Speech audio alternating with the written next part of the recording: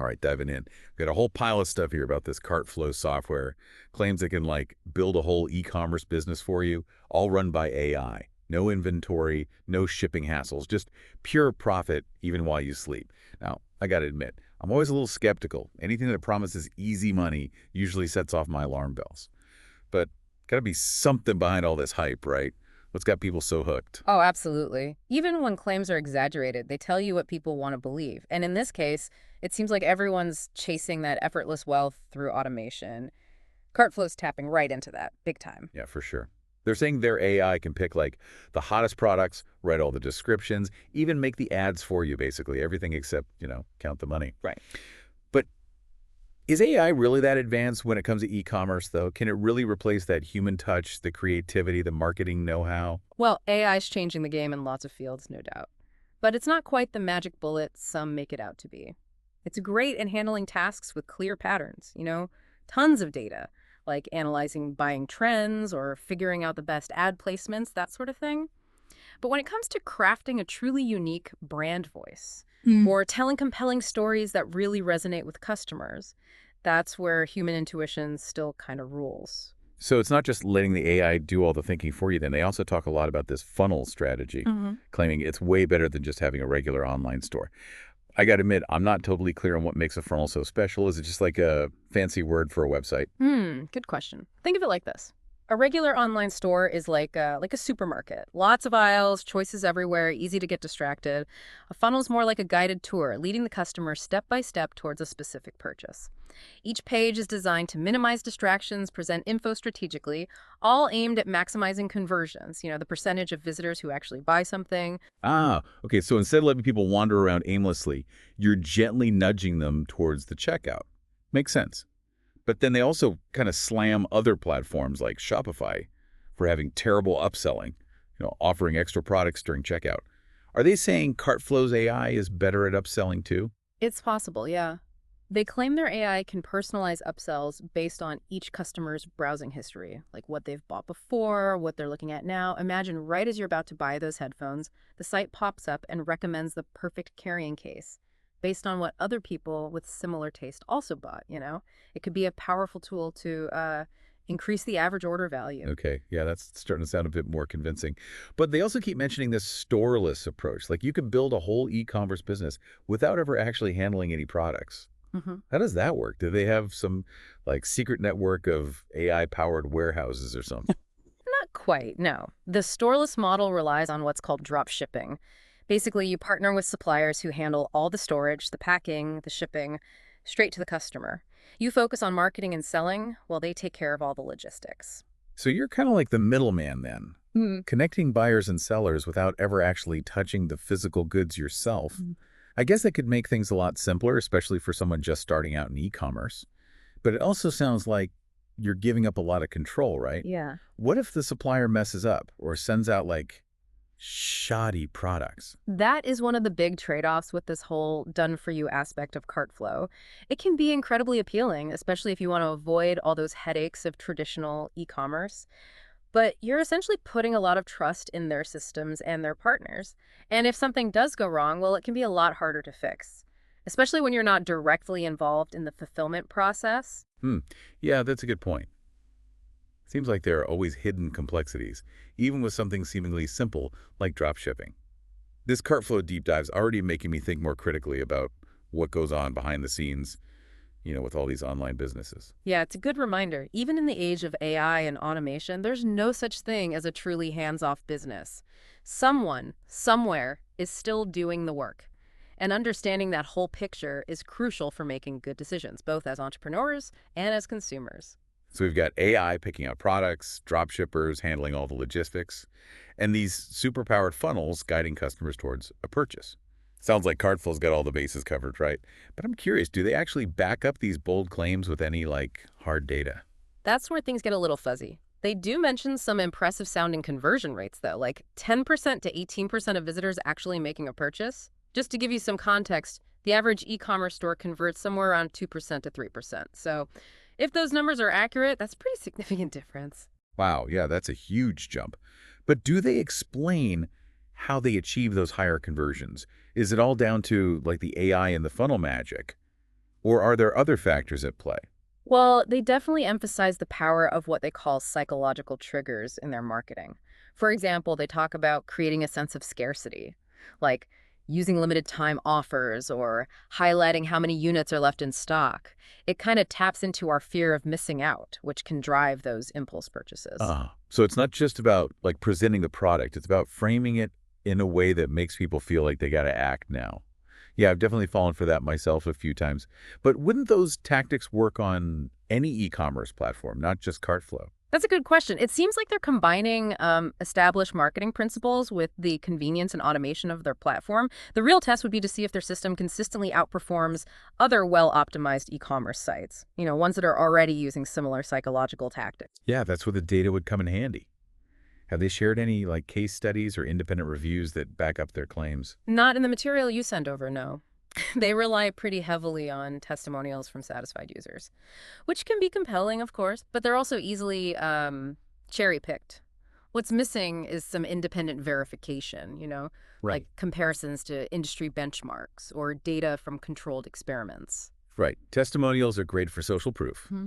but they don't always give you the whole picture. It would be interesting to see how KartFlow actually stacks up against like more traditional approaches. Absolutely. And even if their system does deliver on some of its promises, there are still some important considerations beyond just conversion rates. Like what? Well, think about that storeless model we talked about earlier. It offers convenience, sure, but it also creates a distance between you and the products you're selling. You're essentially relying on those third-party suppliers to maintain quality control and to make sure everything's ethically sourced. Yeah, that's a really good point.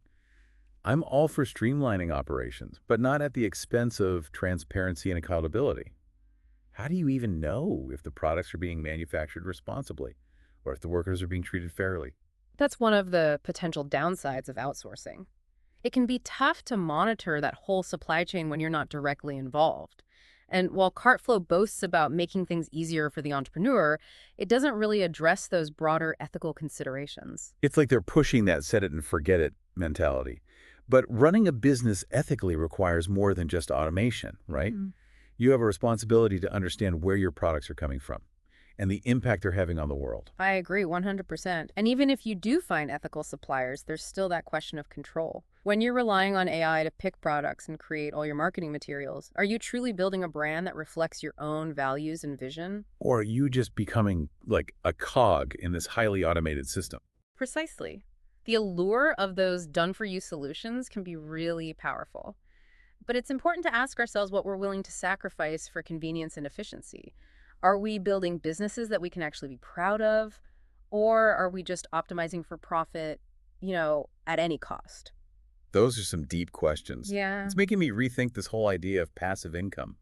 Maybe there's no such thing as truly effortless success, especially when you factor in those ethical considerations. It's all about finding that right balance. Automation can be an incredibly powerful tool for freeing up your time and resources. But it shouldn't come at the expense of our values or our connection to the work we're doing. This deep dive is turning into like a philosophy lesson as much as a business analysis. It's amazing how a seemingly simple software solution can spark such like wide-ranging conversations. That's the beauty of really exploring a topic in depth. You never know what unexpected connections and insights you might uncover. Okay, so we've talked about the AI, the funnels, the drop shipping, the psychology, even the ethics. Is there anything else in this CartFlow material that jumps out at you? You know what? There is one more point I think is worth highlighting. They spend a lot of time emphasizing how their system is different from other AI scams that are flooding the market. Oh yeah, I noticed that too. Yeah. They're positioning themselves as like the trustworthy alternative, the real deal in a sea of hype and deception. Exactly. They acknowledge that people are skeptical of these AI-powered solutions, and they're trying to leverage that skepticism to their advantage. They want you to believe that they're the exception, the one company that's actually using AI ethically and effectively. It's a clever strategy, but it also makes me kind of uneasy. Are they genuinely concerned about ethical AI? Or are they just using it as a marketing tactic to like differentiate themselves from the competition? Tough to say for sure without knowing more about their internal practices Mhm. and the algorithms they're actually using. Yeah. But it does raise some red flags. Like- Well, think about some of those psychological tactics they use. They create a sense of urgency, They use scarcity to drive sales. They play on people's fear of missing out. These are all like classic persuasion techniques that can be used for good or for bad. It's like they're saying, don't trust those other AI companies, but trust us, even though we're using some of the same, like, persuasive techniques. Exactly. It creates a bit of a paradox, right? They're trying to position themselves as the ethical alternative, but at the same time, they're employing tactics that can be seen as, well, manipulative. It's a good reminder that even companies that claim to be ethical can still engage in questionable marketing practices. It's up to us, the consumers, to be discerning and to look beyond those surface-level claims. I couldn't agree more. We can't just take their word for it. We need to do our own research, ask tough questions, and be wary of any company that relies too heavily on hype and emotional appeals. So what are some, like, key red flags to watch out for when evaluating these kind of AI-powered solutions? Well, like we discussed, be wary of exaggerated claims, lack of concrete data, and an over-reliance on testimonials. Also, pay attention to how they use language and those psychological triggers. Are they trying to create a sense of urgency or fear? Are they making promises that seem too good to be true? Those are all good points. Seems like critical thinking is more important than ever in this age of AI and automation. We can't just blindly trust the algorithms or the marketing hype. Absolutely. We need to approach these new technologies with a healthy dose of skepticism and a commitment to ethical decision-making. Okay, we've covered a lot of ground here, but I feel like there's still so much to unpack. Like What are that. your final thoughts on KartFlow and the larger trends we're seeing in e-commerce and AI in general? Well, one thing's for sure, AI is going to continue to play a major role in shaping the future of business. But it's important to remember that AI is a tool, and like any tool, it can be used for good or for bad. Right, we need to be mindful of those potential downsides of automation, like job displacement, algorithmic bias, and the erosion of privacy. And we also need to consider the ethical implications of using AI to manipulate consumer behavior.